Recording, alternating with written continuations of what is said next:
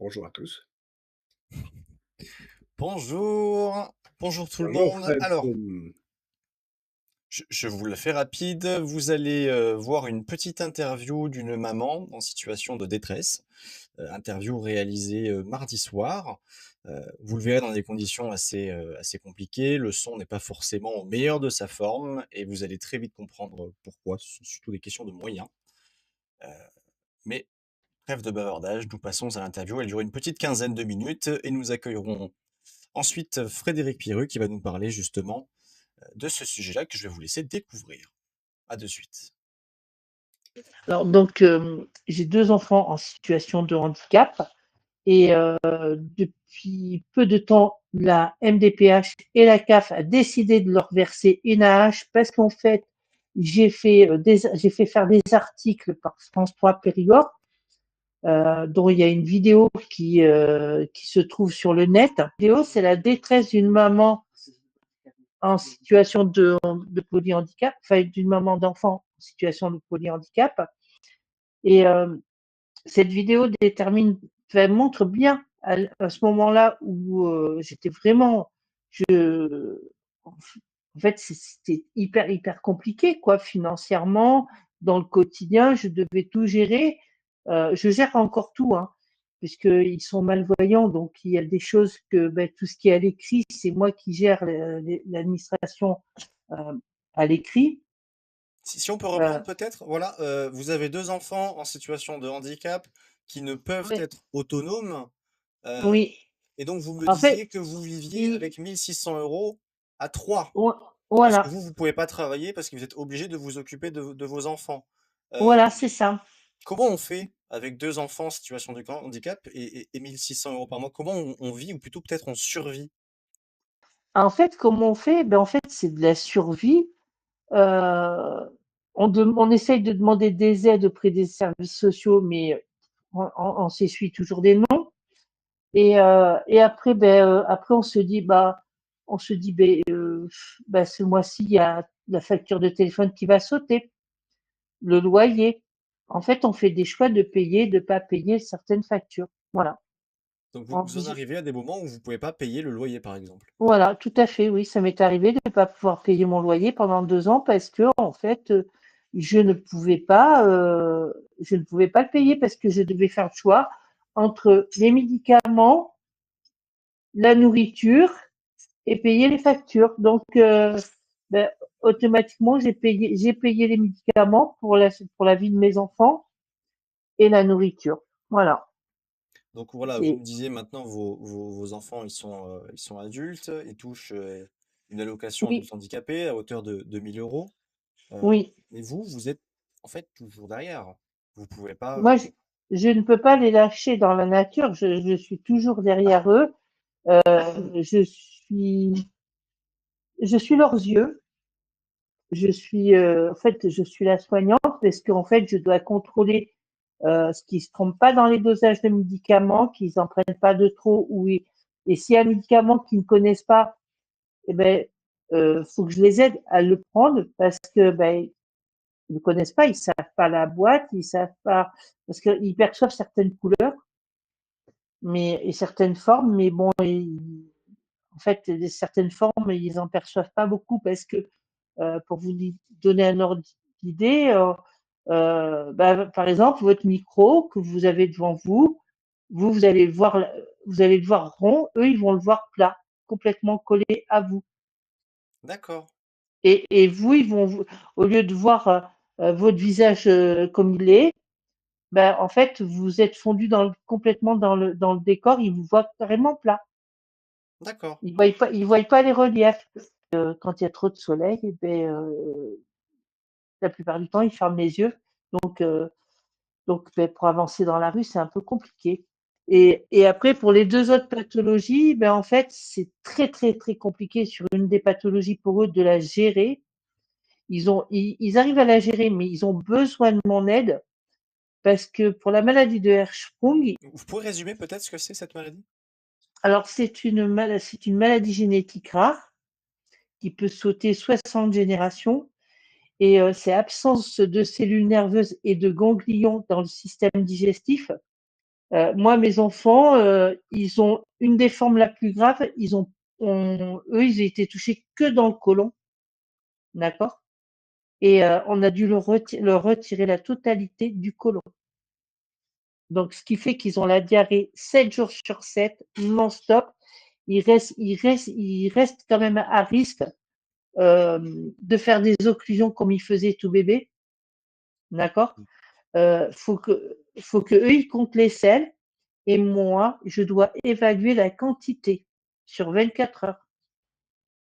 OK, ouais. Donc vous êtes en Donc, permanence derrière eux, en fait. voilà, je suis tout le temps avec eux. Donc voilà quoi. Et en plus de ça, en plus de cette maladie, ils ont le syndrome de Marfan, qui, ben eux, ce syndrome-là, eh ben, en fait, elle attaque tout le système nerveux, neurologique. En fait, ce sont des enfants qui vont pas vivre vieux, quoi. D'accord? Mmh. Et le syndrome de Marfan peut provoquer à tout moment un décollement pulmonaire, une fissure de l'aorte, des choses graves, quoi. Donc, D'accord. en fait, je suis obligée d'être tout le temps avec eux pour surveiller leur état de santé, quoi. Et vous me parliez, des difficultés administratives, notamment dans le système médical. Est-ce que vous pouvez me rappeler un petit peu, ce qui vous est arrivé par le passé et comment ça se passe? Vous me parliez surtout du fait que vous deviez justifier en permanence de leur Oui, maladie qui est oui, oui. Ce sont des maladies qui sont à vie, ils guériront jamais, d'accord? Malheureusement. Et en fait, je dois tout le temps, refaire et refaire et refaire et refaire et refaire les dossiers AMDPH. Et là, je me dis, je comprends pas. Pourquoi je dois refaire tout le temps des dossiers AMDPH? parce qu'il faut le renouveler? Oui, il faut le renouveler, le dossier AMDPH, tout le temps. Tous les ans, ça peut être tous les 6 mois, ça peut être tous les ans, ça peut être tous les 5 ans. Il faut tout le temps le renouveler. Et vous savez pourquoi?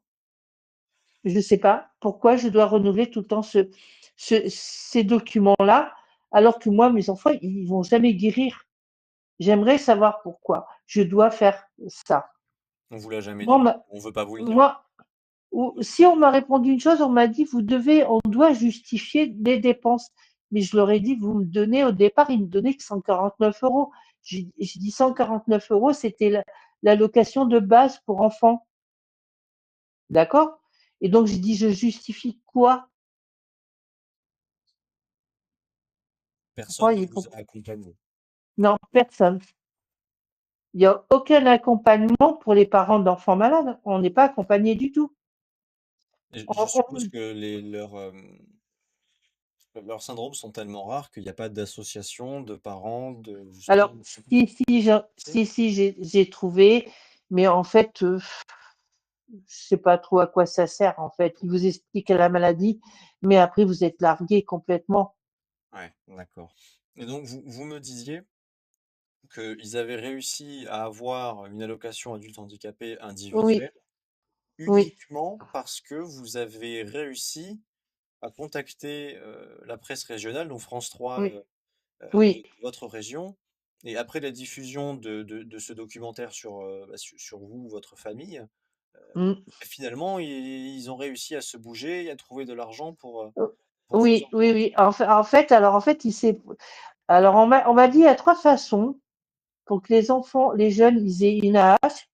Mmh. Alors, c'est soit on les met en structure spécialisée, à partir de 16 ans, ils peuvent avoir une AH, sauf que ben, moi, la structure spécialisée pour eux n'existe pas. Parce qu'en fait, il faudrait qu'ils aient enfin, il y a trois structures. Elles existent, les structures.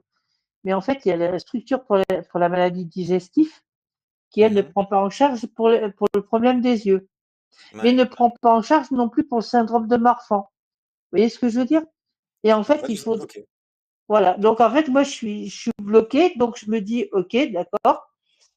Et la deuxième solution qu'on m'a proposée, une assistante sociale du service social de l'ASE, m'a dit, ben, mettez-les à la porte, que je les foute dehors.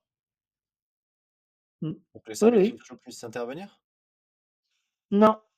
non, non, ils m'ont dit, vu ils avaient 18 ans, ils m'ont dit, si vous voulez qu'ils aient une AH, il ne faut plus qu'ils soient à votre domicile. Donc, mettez-les dehors. Ah oui, d'accord. Donc en fait, à abandonner vos enfants et se débrouilleront tout seuls, on vous a dit. Voilà, tout à fait. Et là, je l'ai regardé, je lui ai dit, mais vous n'êtes pas bien, ils sont malades.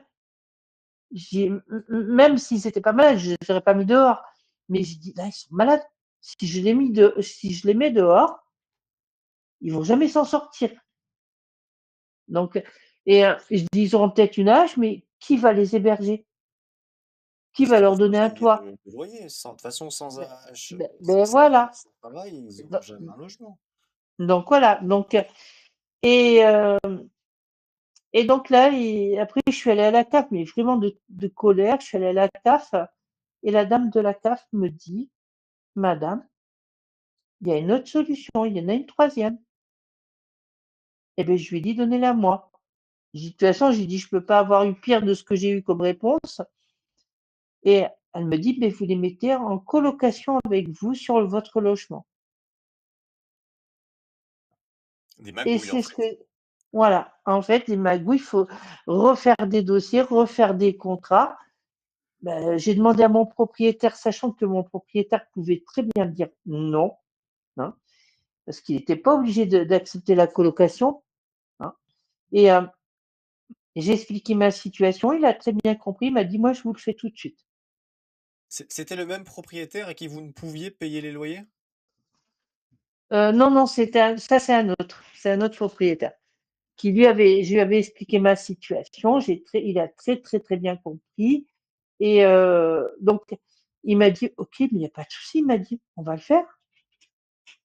Donc, grâce à mon propriétaire et à cette dame de la CAF, eh ben, mes enfants ont eu un droit ouvert à la hache depuis le mois de novembre.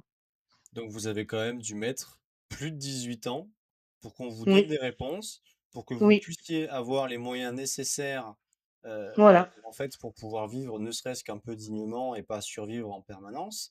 Et il aura fallu attendre plus de 18 ans pour que deux personnes voilà, tout à fait, vous tendent une main, en fait. tout à fait, c'est ça. Parce Et, que vous êtes seul, du coup? oui, oui, moi, je suis toute seule avec mes 3 enfants. Donc, D'accord, oui, oui, oui. Donc en fait, c'était 1600 pour 4. voilà, tout à fait, ouais, c'est ça. D'accord. Oui, donc c'est encore pire. Ben voilà, tout à fait. C'est, donc en fait, obligé de faire des choix. Alors sachant que mon fils est aîné, vous avez vu là juste derrière moi tout à l'heure, bah, lui en 2020, il est tombé malade, gravement malade. Donc j'ai dû Donc aussi pendant le Covid. pendant le covid, oui, et en fait, j'ai dû aussi assumer aussi ses problèmes de santé, ses médicaments, en fait, c'était une catastrophe, complète, quoi. Et pas de MDPH pour lui, pas de rien, quoi. Et Aucune aide. maintenant, avec leurs deux allocations, Bah, avec vous arrivez à mieux vous en sortir, hein, c'est quand même mieux. Oui, oui, oui, c'est quand même mieux. C'est pas l'extase, mais c'est quand même beaucoup mieux, quoi. Mais bon, on voit bien que quand même, il y a des aides que je devrais avoir, enfin, qu'eux, ils Mhm. devraient avoir, comme les PCH, tout ça et tout, en fait, auxquels ils n'ont pas droit. On ne leur donne D'accord. Donc pas. parce que là, en gros, acte 4, vous êtes donc ils ont à peu près 1 000 euros, c'est ça? Oui, c'est ça. Il y a qu'à Donc ça vous fait 2000 en gros, 2800 oui. 2 890 € par mois. Donc pour les gens qui vont nous écouter, ça peut paraître beaucoup, Ben mais pour 4 personnes, dont 2 médicalisées, ça reste quand même une catastrophe. oui, oui, ça reste une catastrophe parce que on compte les médicaments, j'ai environ pour, minimum 200 € par mois de médicaments. Là, à partir du mois de février, je vais avoir une facture de lunettes de 600 € à payer pour un des jumeaux, hein, Mhm. et pour l'autre, je vais en avoir à peu près pour 1 200 €. Je suis toujours en train de calculer ce que je dois acheter, ne pas acheter. Bon, ça va un peu, c'est vrai que ça va un peu mieux, mais voilà, quoi. Il y a toujours des choses qui sont obligées d'être, mis de côté. En gros, on vous a sorti la tête de l'eau, mais il y a quand même des vagues Voilà, qui continuent tout à de fait, tout à s'écraser. fait, oui, oui. Hmm. Tout à fait, à partir du mois de février, au mois de février, je vais peut-être faire le choix de pas payer mon loyer pour pouvoir payer les lunettes. Vous avez certainement des propositions à faire, mais qu'est-ce que vous, en tant que parent d'enfants handicapés, seuls, précaires, vous aimeriez la société dans son ensemble puisse faire, que Beh ça soit certainement au travers de l'administration. déjà Qu'est-ce qui vous simplifierait la vie? moi, qu'est-ce qui me simplifierait déjà la vie, c'est que déjà on n'est plus à refaire ces documents, déjà, parce on passe énormément de temps dans la documentation, hein. Donc et ça, je me dis, bah, un enfant qui naît avec une pathologie qui on sait qu'elle va être à vie, beh, en fait, on fait un dossier à vie, terminé. C'est, pour moi, ça me paraîtrait plus logique. Moi, ce qui me tient à cœur, c'est qu'en fait, c'est que, je veux que ce live-là qu'on vient de faire soit diffusé, mais diffusé, mais un maximum, pour que ça remonte au gouvernement, hein et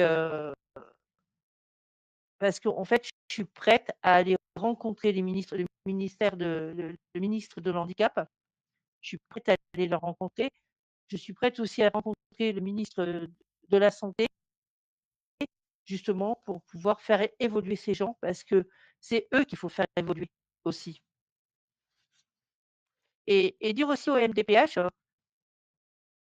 en tant que papa, en tant que maman d'enfants malades ou handicapés, peu importe, on existe aussi.